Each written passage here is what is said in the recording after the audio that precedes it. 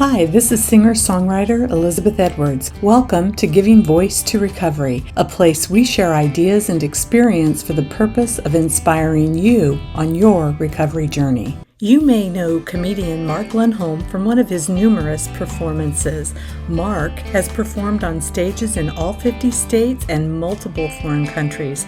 He's appeared on Comedy Central, Showtime, A&E, CBS, and NBC, as well as his own one-man show off-Broadway in New York City. Mark has a unique talent for making us laugh at what many consider a painful reality, addiction. His unique brand of funny and his powerful insight help his audiences embrace recovery and healing through his humor. It is my great pleasure to share with you my new series, A Moment with Mark.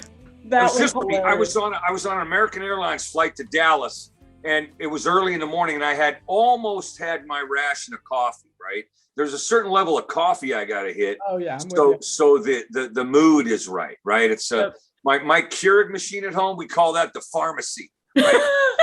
So, because I don't do any other medication but caffeine, right? Well, a lot of ego, but I'm on the plane and I'm sitting in row like 4, right? And I'm watching this flight attendant. She's having a rough morning, and you can tell. Mm-hmm. And she brought it on the plane with her because nobody has antagonized her, but she's poking people. It's like 6:05 in the morning, and she's real brusque. With somebody will say, well, what kind of tea do you have? She goes, ma'am, we have tea. Would you like something before we take off? She says, we're on a clock here. And that's like the first or second person. And you can hear her. She's the number one flight attendant front. So I'm in row 4. And by the time she gets to me, she's already punched about 3 people verbally. And I'm a protective, codependent, oldest of 5 kid. Mm-hmm. I don't like what's going on. When I see a bully, yeah. I either go bully on them, and I'm no tough guy, I just get angry, but I get bully on them, or I know how to sidestep or, kind of massage into. Yeah. So here's what I did. She comes to me, she points her finger at me. She goes, drink? And I said, no, not for a long time. and she goes, what? Would you like something to drink? And I said, black coffee, please. She goes, you want something in that? And I said, yeah, fentanyl. And she goes, wait, what? She goes, oh, you said black coffee. I said, I did. She goes, I need to slow down. I said, one of us does. Exactly. And it was over. She was, and a guy across the aisle, he laughed because he probably wanted to punch her in the snout too. But yeah. It's not a hanging offense to be in a bad mood, but it's a choice, I didn't know that when I was drinking, when I was loaded. I didn't know mood was a choice. You know what's funny about that, though? And this, I'm doing a mind read on somebody that I haven't even met that you're just telling me about. Can I do that? Yeah. Is that like, okay? I'm thinking to myself, some of these people who are working on airplanes have been taking a lot of bullying at them. I'm wondering, man, she might just need to defrag the hard drive a little bit. And you probably gave her a good laugh and helped her do that, Mark. Well, she did laugh. She did calm down. Humor does that. Humor can do that. Humor can also be the igniter button for somebody who is going to launch. Because I mean, when you're on the road, when you're touring, when you're doing event after event after event, don't you get tired of people? Yes, I do. I'm one of the people I get tired of. Exactly. I'm the most tired of me, because people might not know this. I know this from experience, and I know this about you too. We spend a lot of time alone too. So it's like lots of people and then lots of alone. So it's a kind of a weird thing. Well, and that's a marriage you can't divorce yourself from. Is I'm married to that guy I sleep with every night, and I wake up in the morning and care for it and learn to forgive as we go. Some guy in a group, I do facilities all over the country where it's just one and done. It's one day. It's a full day of group process, humor, give and take, back and forth. And what I want to hand them, if I can, is shortcuts. That's a brand name now, shortcuts. It doesn't mean less tools. It doesn't mean less effort. Shortcuts has a negative connotation. It says, well, there are no shortcuts in life. There are tons of shortcuts in life. Mm-hmm. what we're talking about is, let me save you some time. Let me save you 5 years of meetings. Let me save you 2 years of therapy. Let me save you another CPS court case or a felony. Let me save you a blackout experience where you don't even remember why you're going to prison. Let me save you. I got tons of them because over the years, I want to help the next guy. I want to help the next lady who doesn't have to wait 2 years in recovery to find out she's codependent to the core. All alcoholics are. That's not Mark's opinion. That's evidence-based outcome. Is if you're codependent, you're codependent. If you're alcoholic, you're also codependent. Oh, isn't that the truth? I'll tell you something. That's the hardest stuff to work on. Because we call it so many other nice names. We call codependency, which is codependent. The shortcut version. I'm using my strengths and tools and gifts for two people who aren't benefiting.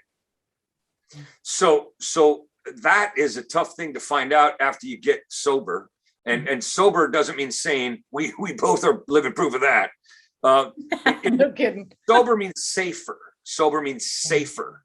Safer than when I'm not sober. And that's a good starting point. But it's not an ending point. It's not even a first day trip.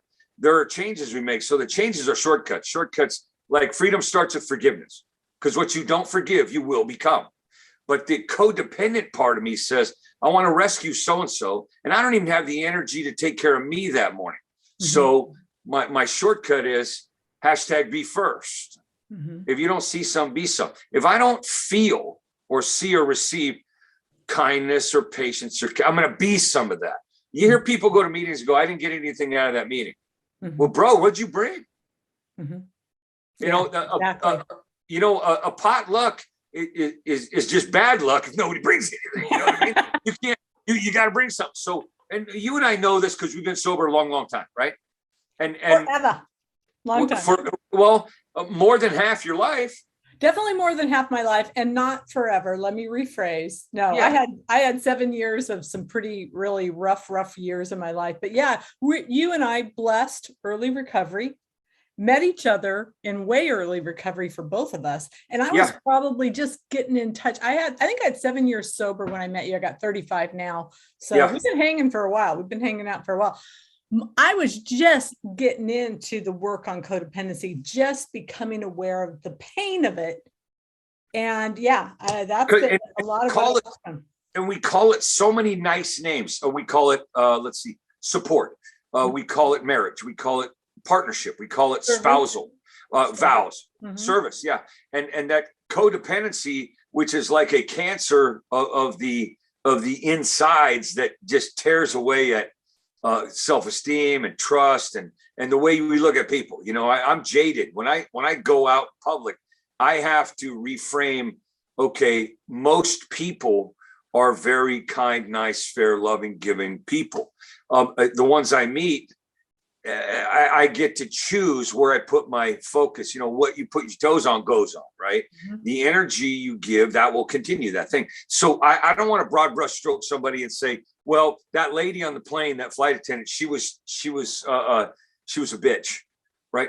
The behavior said that, but could have been a rough day. You meet me on a certain day even now, you meet me on a certain day, you're not going to be a Mark L fan at all. At all, right? And that wasn't you. That was the behavior I displayed. What else would you know? So that mind read you were doing on that lady, I can also say, well, shoot, I've been that. I speak that language. I speak bitch fluently. I've seen you do it. Right.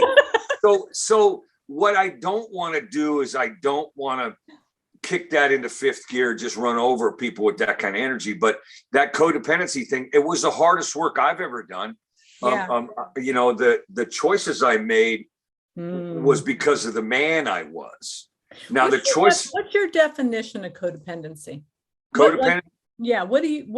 How do you define it? How do you describe, I'm spending my energy and gifts on somebody else, and neither one of us are benefiting.